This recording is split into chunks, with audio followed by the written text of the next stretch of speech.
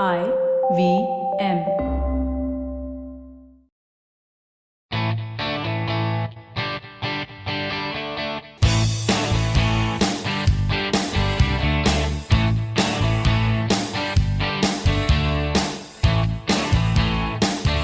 Hello and welcome to a brand new episode of the Musafir Stories, India's very own travel podcast, where each week we share the journey of travelers in their own words and relive their experiences with you, our listeners.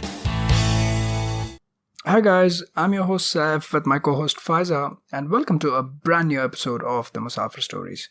Now before we get on with today's episode, a quick shout out for Hubhopper. Hubhopper is India's very own podcast app with the largest directory of podcasts that brings you thousands of unique shows and stories from every imaginable genre. You can now listen to your favorite travel podcast, the Musafir Stories, on Hubhopper. That is Hubhopper.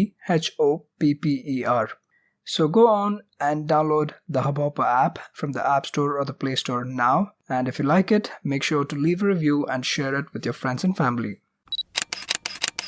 A couple of quick announcements before we get on with today's episode. First off, a humble request to all our listeners to come forward and help out our fellow countrymen in Nagaland who have been suffering tremendous losses in terms of lives and property due to the incessant rains, flooding and landslides. It is our duty to help in any way possible during this hour of need. Details of the Chief Minister's Relief Fund are shared in the show notes. Thank you. Another special announcement for the listeners this time. As a part of the International Podcast Day celebrations, you, the listener, will have a chance to get featured on the Musafir Stories podcast and share your travel story in just 3 simple steps. Get on to our social media pages on Facebook, Twitter or Instagram, find the post related to the International Podcast Day and just leave a comment with these details. 1. An Indian destination that you have traveled to and would like to share on the podcast. 2. Why should one travel to this place? And 3. Share any blog links or social media posts of your journey to this destination. You can also email us with these details using our website if that's easier to you. The most interesting pitch will be chosen and announced during a special episode to be aired on International Podcast Day. So you have time till the 29th of September to turn your entries in. Good luck! As for today's episode, we have with us Kaushal Karkhanis, also known as the Exotic Gringo, a slow traveler and a polyglot who believes in immersive cultural experiences. Let's jump into the episode and find out more. Kaushal, thank you so much for being a part of the Musafir Stories and welcome to the podcast. Hi Kaushal, welcome to the podcast.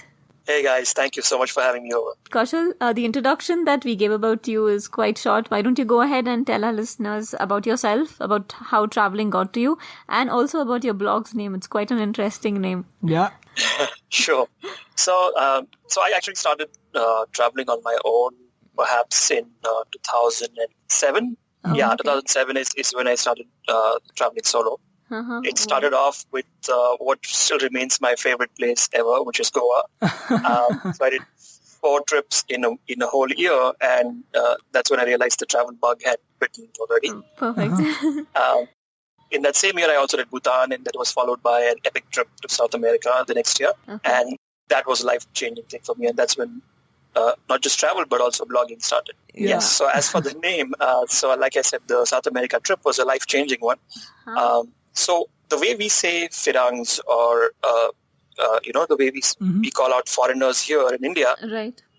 As Firangs, in South America, they are referred to as gringos. Oh, okay. Now, it's debatable whether gringo is a good word or a bad word, depending on context. But in today's day and age, it's actually become a very cool word, actually. Which just means foreigner. It does not mean anything derogatory. It is just somebody who's a foreigner in South America. So because I was an Indian traveling in South America at that time, the locals would keep telling me that, oh, you are like an exotic gringo for us. And I just love that. That's an interesting story, yeah. Yeah, it's a very quirky name. And if I'm not wrong, there was, I think, a Mel Gibson movie also, right? Not the Exotic Gringo, but Yes. the Gringo or something like that. yes. A couple of movies by those names. Yeah. Yeah. Awesome. So we're really excited. And I would as we begin the interview, as we begin this conversation, I'd like to give a big shout out to Kaushal's blog as well. It's a very interesting blog, especially for those looking at travel to the South American countries. He's done that extensively. So please do go and check out Kaushal's blog, exoticgringo.com. I got that right? Thanks, Kaushal? guys. Yep. Thank you, guys. Awesome. So what we usually do, Kaushal, when we have travelers like you come over and speak with us, we request them to take us on a journey with them and tell us everything about that place, everything from A to Z about that place. So with that in mind, where are you taking us and our listeners to today? Oh, I'm taking you guys to my favorite place in the whole world, which still happens to be Goa. Despite going all around the world, for me, it's just Goa is still my favorite place. And specifically, I'm going to take you to the Riverside Goa. Okay, that's interesting. It's because beachside Goa is now kind of oversaturated, and of course, it's way more commercial now. Right. But for a much more peaceful, simpler life, I now prefer the riverside of the state. Okay. Just because of its charm, its glory, but still retained. Okay. We are all yours, because I think up till now, every person that we've heard about has always spoken about the beaches in Goa. We don't get to hear much about the rivers, so yes. And that's not to say the beaches aren't beautiful. They still are. Absolutely, yeah. But because I like my tranquility and peace, I prefer the riverside, non-commercial Goa. Yeah, and also very less spoken of also, right, Kaushal? Because as I was reading up on this, I noticed that while there is about 100 kilometers of coastline, right, while there is 100 kilometers of beaches, etc., roughly in Goa, the river, like the inland waterways, right, the river part of Goa is close to 300 kilometers. So that's quite a bit of... it's like a lifeline to Goa also in terms of providing water and trade and all of that stuff. So, very underrated in that sense too. Absolutely. I mean, historically also, civilizations have always been based on the banks of rivers. Absolutely. Because they are the lifelines of, civilization or just life. Right. Yeah, correct. Yeah, so go on. We're all yes, as Faiza said, and we want to find out more because we've always just been enamored by the beaches of Goa this far, but we're waiting to find out more about the hidden gem that's the riverside of Goa. So lay this out for us, Kaushal. Where are you taking us to, and what are the rivers that you want to be covering? All right. So if you were to look at it, Goa has 11 main rivers. Of course, if you count tributaries, there are way more. I don't know the exact statistics, but there are 11 main rivers. Yeah. Among them, the ones which I know of or I'm kind of familiar with, I'll start from the top. The first one being Tirakhol or Tirakhol. Okay. Followed by Shapora. Then you come down south to Baga. Then there is the Mapsa and the Mandovi rivers. Okay. And you keep going south. There is the Zuari. There is the Sal. And there is one more which I forget the name of. Then there are the backwaters in the south, the Agonda and the Dabolim backwaters, which are my favorite areas. Okay. There's also the Talpona and the Galjibag rivers. The beaches also get the names from the rivers, Sure. Talpona, Galjibag. Right. And then there is also the Kola Beach Lagoon. So now this is the only part of Goa which I have not been to yet. They say that that's the best and the most beautiful part of Goa, the Kola Beach and the Blue Lagoon there. But I've kind of kept that as a grand finale. I'm need to explore that place. Despite exploring Goa for the last 15 years, I still haven't been to this place. Okay. So let's start from the top, Yes, from Tirakhol. Yeah, so Tirakhol, like I was saying, it divides Maharashtra and Goa in a way. So Right. it's an interesting characteristic to this part of Goa. Although it technically divides Maharashtra and Goa, there is a tiny little bit of Goa which is north of the Tirakhol River, and that's the Tirakhol Fort. Now, Tirakhol Fort is now converted into a hotel, a heritage hotel, but the fort is accessible to public as well. It's a beautiful place. I just recently went there. When I'm saying recently, just last year. Oh, Okay. wow. So it's a lovely place. I've been wanting to go there for a long time.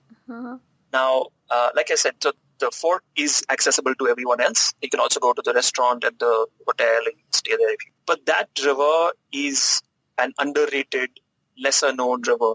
Even south of that, there is the Keri beach, which again, most people don't go to. The northernmost that people go to is Arambol. Right.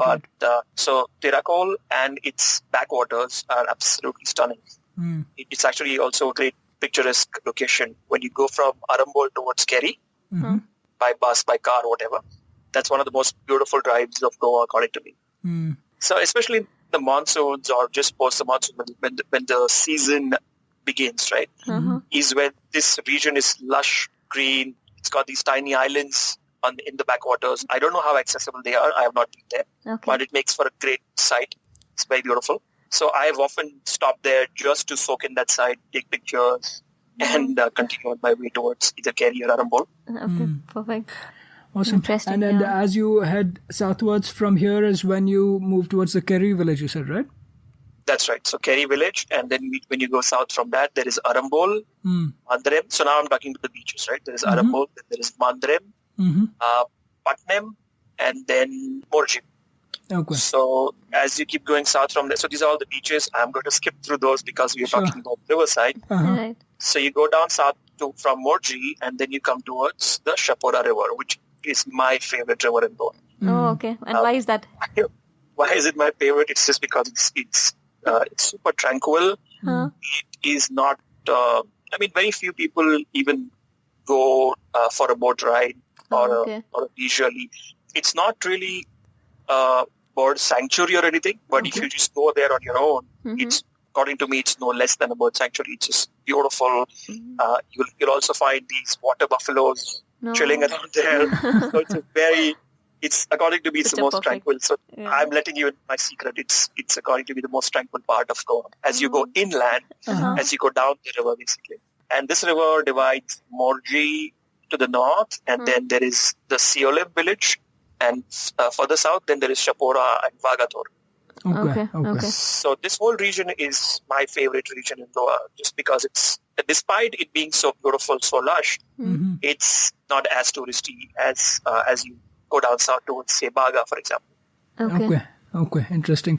And also, historically speaking, I think this was the river that demarcated the Portuguese India from India, right? Because as a matter of fact, I think up until 1961 is when the Portuguese occupied the space, right? That's right. Goa. That's right. Right. Correct. So because Goa got independence even after the rest of India did. Exactly. Yeah, I don't know, maybe we had studied this back in school, but I had no idea about this. When Steph mentioned, I was like, are you serious?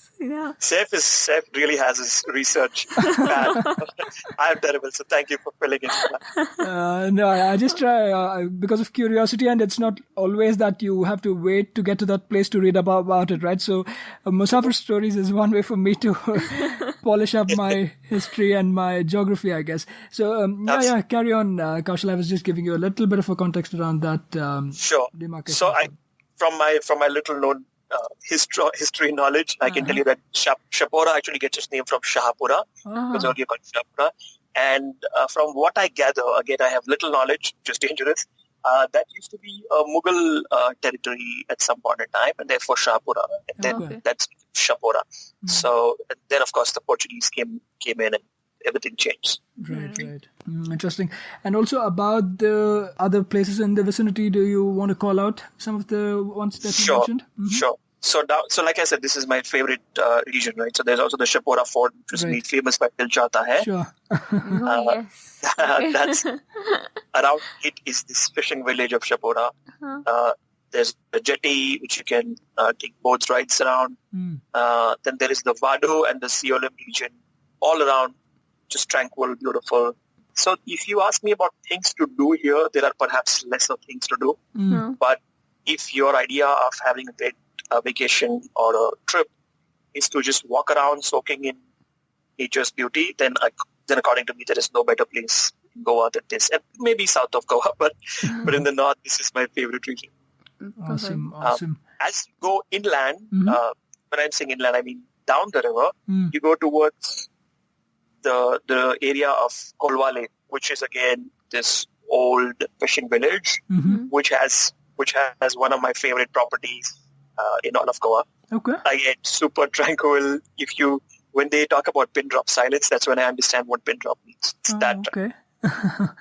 And then what was the property you were referring to? Oh, the property is called Casa Kolwale. Okay, Casa Kolwale. It's one of my favorite, perhaps number one favorite property in Goa. Oh, nice. Yeah, and while we're at it, how did you get about Goa? I know I've seen like a lot of tourists get on their own rides, like renting an Activa and stuff like that, and get around Goa. But what was your mode of transport, Kaushal? So I have done Goa in perhaps all kinds of available transport except the sea route, which is now opening up. Okay. Now you even have a ferry. I don't know if most of your listeners would know this, but now there is a ferry that can take you from the airport, which is the Vasco region, Okay. all the way to Panji, and they are going to eventually also start services towards Shapora. Okay. So this is going to be a pretty interesting way of navigating around Goa pretty soon. Absolutely. Yeah. Except for this, I've done all kinds of transport, right from buses, which is the most budget way of traveling around, to renting a bike and going around on your own, or renting a car and going around on your own. Or then so Goa has this very unique concept of pilots, which are essentially bike taxis.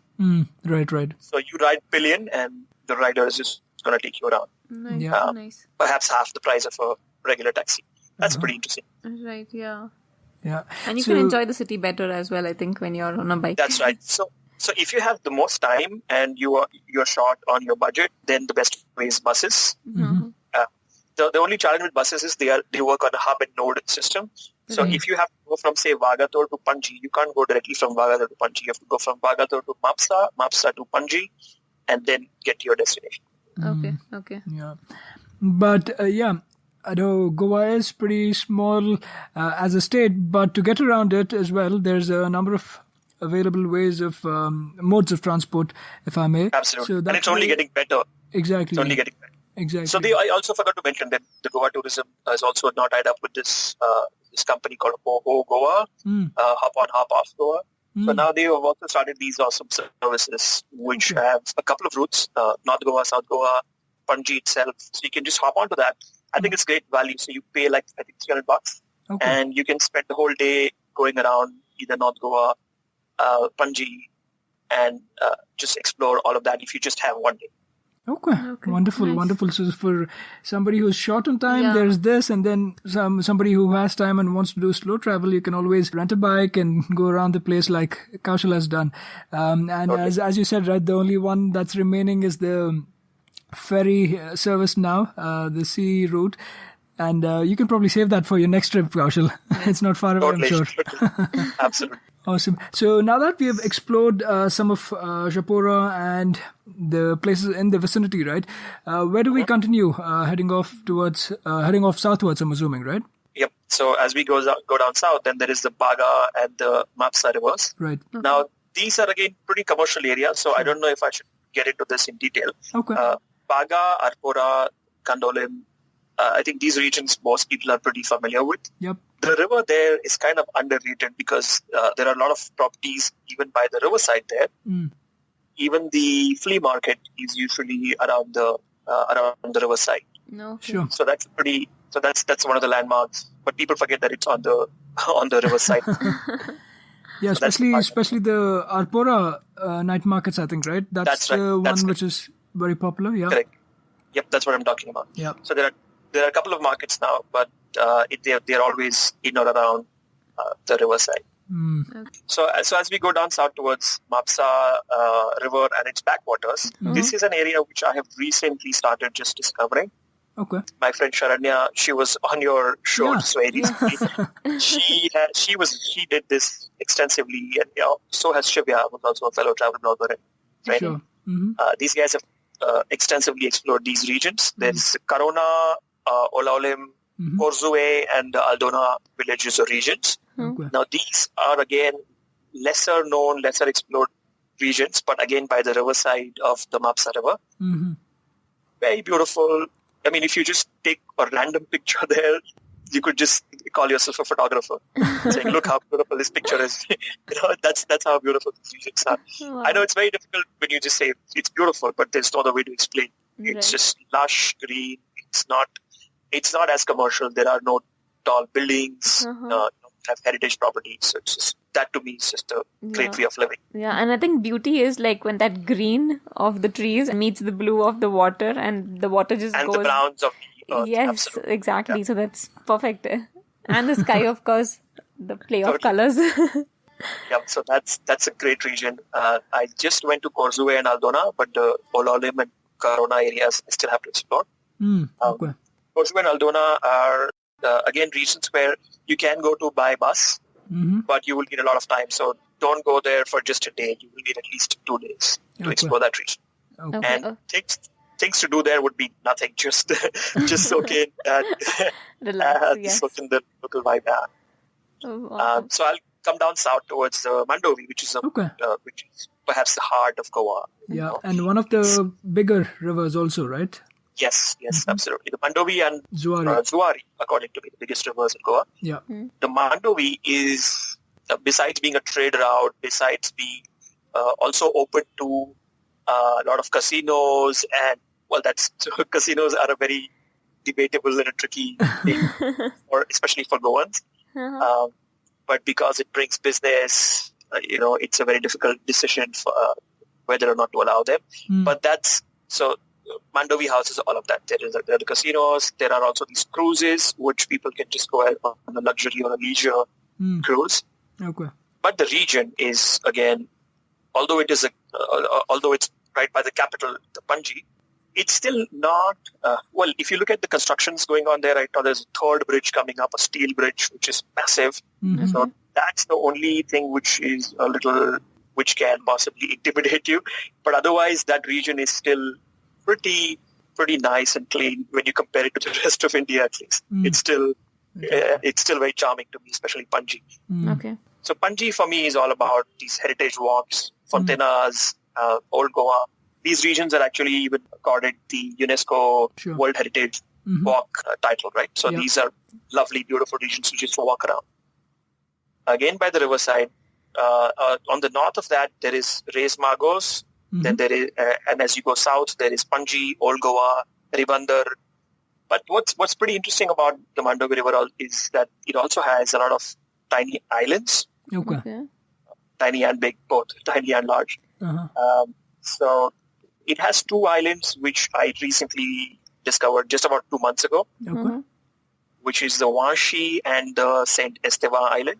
Okay. So Saint Esteva Island is actually a place which has the smallest ferry crossing in Goa. It's so small that you can literally have a conversation with the person on the opposite side. I'm not exaggerating. That's how small the ferry ride is, but it's super, I mean, for lack of a better word, it's cute. It's a very interesting experience to have there. Then there is the Divar Island and the Shorao Island. Divar Island is to me a great place to explore if you have not a bike, but I would say bicycle. Okay. Because bikes are, of course, a good way to get around from point A to point B. But if you just want to explore a place like an island, like a Divar or a Shorao, perhaps the best way would be to do it on a cycle. Shorao Island also has the Dr. Salim Ali Bird Sanctuary. Yep. Right. Our own birdman, right? Absolutely. Yeah. I would say that if you're going there for bird spotting, pretty much all of Goa is a great place for that. You don't necessarily have to go to Shorao Island for that. Okay. But it's a lovely, tranquil place. You can go there ideally in the mornings, early mornings as early as possible, or then evenings before sundown so that you can at least see things. I think those are the best timings to spot birds as well. Yep. So, yeah. Totally. Yeah, early mornings ideally. Right. Awesome. And just to touch upon, because we are also visiting these little islands, right, while we are by the river, in terms of the architecture of the place, do these places still have that stark Portuguese influence that we were speaking of earlier? So I would think that the islands have a mixed heritage. So it's got... Okay. So Saint Esteva especially has a very mixed heritage. It's got a little bit of Portuguese and Catholic influence, and then there is a little bit of Hindu influence. Okay. So it's mixed. I don't understand architecture, but I can tell you that it's a mixed kind of heritage there, right? Yeah. So there as well as... So as you go towards the mainland, which is Panji, you will find mostly Portuguese influence, but the islands have a very mixed kind of a heritage, definitely. So wonderful. Now that we've seen parts of Mandovi and the areas surrounding villages around it, where do you head off to from here, Kaushal? Oh, before we head south, do you want me to pause for a bit and talk about the food? Where since yes. Panji, Yeah. Since I Otherwise- promised, I'm gonna Absolutely. pause. Otherwise, Faz, I'll go crazy. So this is specifically for. I'll first start about what's there for the pescatarians, for people who love fish. Sure. Yes, please, yeah. So around Panji, some of my favorite places to eat. One is this place called Anand Ashram. It's it's basically a very simple restaurant. It's a budget place. A thali there costs roughly 100 rupees, Okay. maybe less, but it's an unlimited thali. You can eat as much as you want. Seriously, wow. Yes. So it's a local friend of mine introduced me to this place. So of course it's going to be legendary. Right. So this place you will get a fish thali for less than $100. And my favorite fish around here are the locals. So if you go there, typically a tourist would be served a kingfish or shark and all these fish which are commercial. Right. But if you ask the locals, for them, their favorites are chonak. That's CHONAK, chonak. Oh, okay. Okay. That's also now become my favorite just because I hang around there with a lot of locals. I love the taste as well. Really? Okay. That's There nice. is chonak, there is motso, MOTSO. Okay. I've never heard of these names, yeah. Yeah. They also love a lot of clams and shells. So locals usually eat a lot of those. All right. And of course, there are different kinds of preparations. There is shakuti, there is vindaloo. So yes. there are a bunch of I've heard a different. lot of vindaloo, yeah. Pork vindaloo, Yes. chicken, mutton vindaloo, yes. Yep. So there are a bunch of preparations. But then if you want to try something very, very local, then one is Anandashram. There is one more slightly on the higher side in terms of pricing, but a great experience overall. Konkani Canteen. Konkani Canteen? Okay. That's right, yeah, Konkani Canteen. So that was also told to me by a local, and love that place. Amazing food. So sometimes the service there would be a little not so good because it's so popular. Okay. But go there for the food and forget about the service. Absolutely. And I think we should try the local fish also. Yes. Right, because Must I mean, you would get like the kingfish and all the other fishes here in your whichever city you're staying in, but these fishes, what you just mentioned, never heard of them. Maybe Totally. they're locally called something else here, but you never know. You might not be getting them as well. So, Correct. Okay, we have to try the new ones. Totally, you must try these ones. So there's these thali places. There is Konkani Canteen for again local food. Then there is DTR, which is one of my favorite places to hang around. It also has great local food. I could go on and on about the places here, but I just want to talk about these food preparations. If you really want to splurge, I would also go to the Taj, which is at Fort Aguada. Okay. So why I'm mentioning this is because if you really want to splurge and try the local cuisine, they have this thali, which is again unlimited. Okay. And for Taj pricing, 1,000 rupees is not bad at all. Okay. And it's a legendary thali. You must try that thali at the Taj Aguada Fort. Okay, I really like the concept of unlimited fish. So yeah. Yes, absolutely. So post this, I would probably want to talk about the sweets, which Goa is also known for. So Goa has a bunch of different sweets. Some come down from the Portuguese to us, like the serradura. I don't know how you pronounce it, serradura or serradura. Okay. Serradura essentially means sawdust. So it's a weird name, but it's essentially condensed milk with biscuit powder. So it may sound really boring, but you have to try it. Okay. You can try it either at Konkani Canteen, which I mentioned earlier. Right. You can also try it at Mr. Baker, which is a pretty famous chain of cafes across Goa. All right. Okay. My other favorites are bibink. So bibink is another local delicacy. So bibink is like this layered cake. Yes, perfect. Yeah. Phenomenal. And within Panji, the best place to pick that up is a place called Confeiteria 31 de Janeiro. That's 31st of January. Oh wow. Okay. Okay, see, now the polyglot and Kaushal is speaking up, but I won't try to repeat that after you.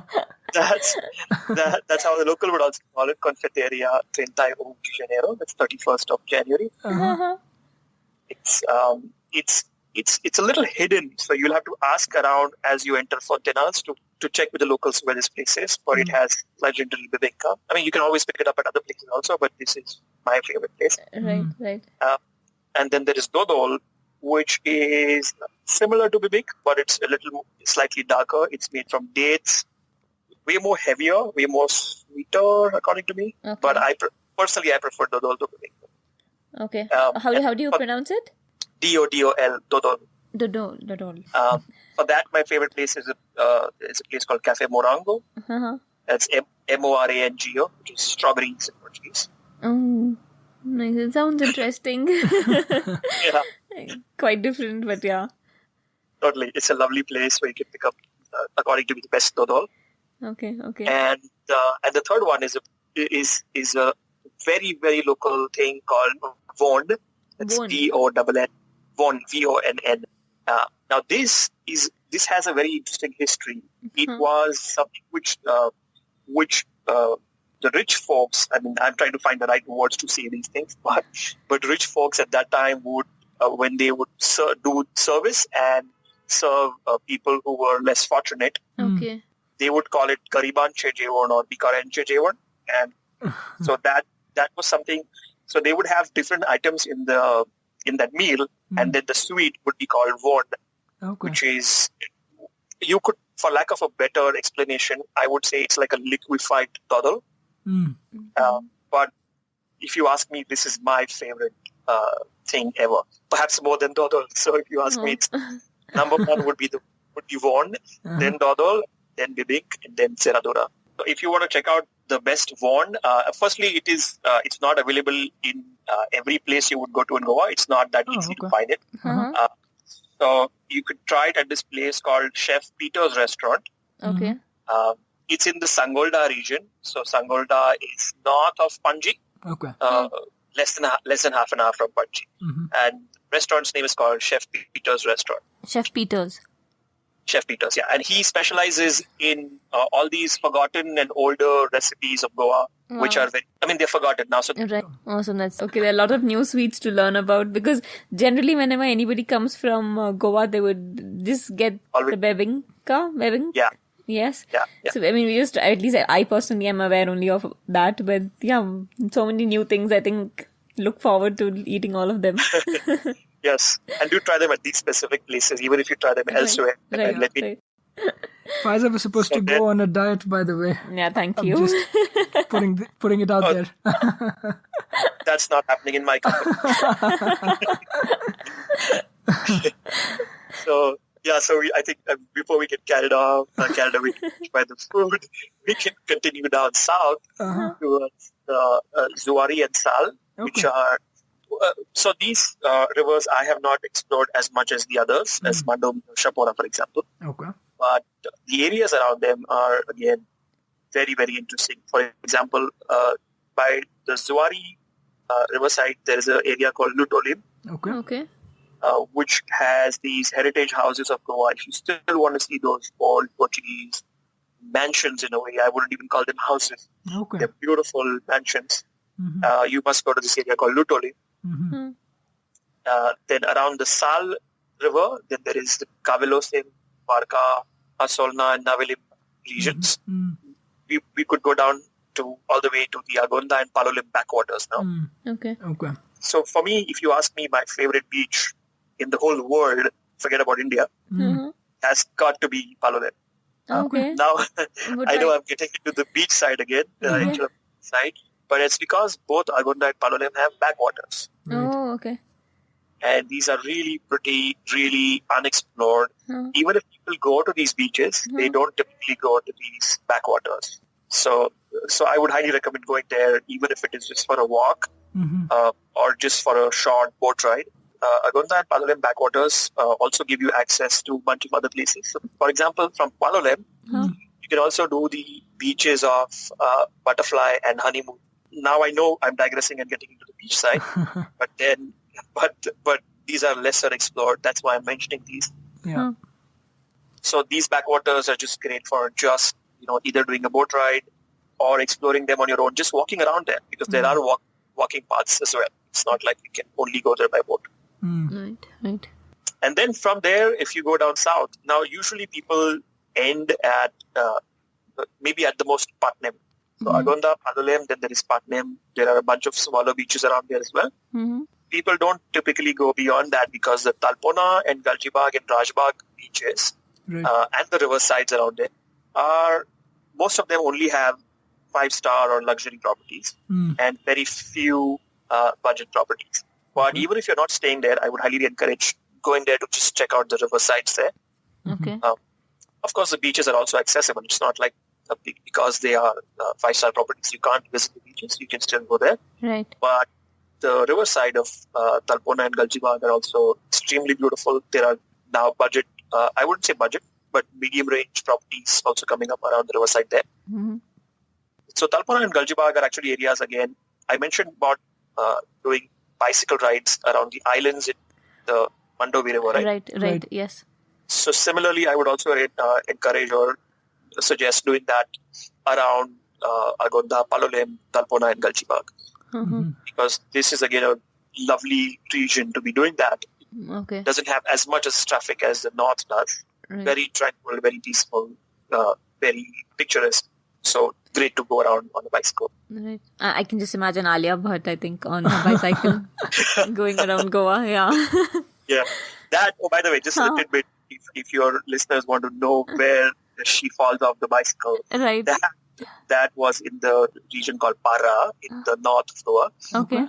It's very near to the Vagator region, which I was talking about earlier. Oh, okay. Apparently, one of the beaches that is shot in the movie is the beach at Morjim. So I was just wondering, it's perhaps the one where where he plays, Shah Rukh plays kabaddi, right? He does kabaddi. Yes. Yeah. So perhaps that I one. didn't know that as well. I didn't know that info. Yeah. So yeah, nice. Welcome digression, I guess. Yes. But I think that brings us to the end of the at least the coastline and the rivers. Mm-hmm. The only place which I have not explored yet, but I recommend going to because all my friends who've been there have freaked out and loved that place. It's the Kola Beach Lagoon. Okay. It's a lagoon. You couldn't call it either the beach nor a river, but it's a water body and it's lush, beautiful. Not easy to access by car. Yeah, I know bicycles can go there. People can trek there. It lies slightly north of Agonda Beach. Mm-hmm. So you will have to be around Agonda to reach Kola Beach Lagoon. Okay. If you just look up pictures of this place, you will want to go for sure. Oh, yeah, you've left it like a little mysterious place at the end also that one should go check out for himself or herself. Including me, because even I want to go there. Yeah. Yeah. So that's wonderful. Is there more to the Riverside Goa that you wanted to call out, Kaushal, before we move on towards the end of the interview? Well, at least in my notes, I think I've covered most of the things. Mm-hmm. If there is anything which I've missed out on, I could probably leave that in the comments. Uh-huh. Oh, but the one thing which I had saved for the last was Faiza and I was talking about the importance of not contaminating rivers, right? So that's something which I'm really passionate about. I discovered this non-profit, and when I say non-profit, you're actually a non-profit. I know they are not doing commercial. Called Jeevit Nadi. Okay. Their website is called jeevitnadi.org. All right. What I like about them is they are not only promoting and educating people about how you can reduce your pollution and wastage, and thereby keeping our rivers as clean as possible, but they also give you free toxin-free lifestyle ideas. What I mean by that is, so for example, if you use shampoo and soap and all that, today they are all chemical-based, right? Right. What these guys give you is recipes. So they're not saying come buy it from us. You can make it on your own from your, just picking up these ingredients from a local shop, from a Ayurvedic or a Unani or these kind of places where you get these ingredients. Right. And you can make your own shampoo or toothpaste, for example. And it may sound really weird, but I have personally tried these things as well. And they don't just feel good, smell good. They actually land up not polluting, right? Because they're all organic things. Right. So do try out, visit that website and see. Yep, Right. we will definitely link that up in the show notes section of the podcast episode as well. I think on that very wonderful note of how responsible one can be while traveling as well, right? It's not just about going and absorbing the sights and sounds of the place. You also can contribute back by helping to preserve it, and Jeevat Nadi is one such endeavor. As I said earlier, we will definitely link that in the show notes section so you can go check them out for yourselves. But Kaushal, I would love to thank you very, very much for coming and sharing this hidden gem of Goa, right? Because as we said at the beginning, Goa is synonymous with beaches, with partying, with the music, with the people, with the tourists, with all those things. Thank you so much for taking us to this lesser known parts of Goa. But tell us how our listeners can read more about your work, about your travels, and keep in touch with your work. Sure, Seth. So, like you mentioned earlier, my blog is called exoticgringo.com. Mm-hmm. That's the same handle on Twitter and Instagram, which is @exoticgringo. That's GRINGO. Okay. And on Facebook, it is Go with Gringo. So, fb.com/Go with Gringo. Thank you so much, guys, for having me over. But it's been an absolute pleasure. I've been wanting to be on this podcast for the longest time. I love the content you guys do. Since a lot of people who I love listening to and fellow travelers have been on your podcast, it's an absolute honor. And thank you so much for having me. Thank you so much. Because I think this is one of the longest ongoing conversations I think Kaushal and I had. We started off exactly a year ago about having Kaushal on the podcast. Yes. And life happened, I guess. The other things kept coming up. But as they say, der aaye durust aaye, right? We're very, very happy to have you. And thank you so much, Kaushal. It was a pleasure talking to you. Thank you so much, Kaushal. Likewise, Seth. Likewise, Spencer. Thank you so much, guys. That was yet another great episode of the Musafir Stories. If you guys like the show, please subscribe to us on iTunes or Apple Podcasts, Audioboom, Savan, Pocket Casts, Castbox, Stitcher, or any other podcasting app available on iOS or Android. Please do leave us a review on iTunes. It goes a long way in the show's discoverability. You can also follow us on Facebook, Twitter, or Instagram. We go by the handle The Musafir Stories. Or, if it suits you, you could email us at themusafirstories@gmail.com or visit our website at www.themusafirstories.com for more information. All of these links will be made available in the show notes section of each episode.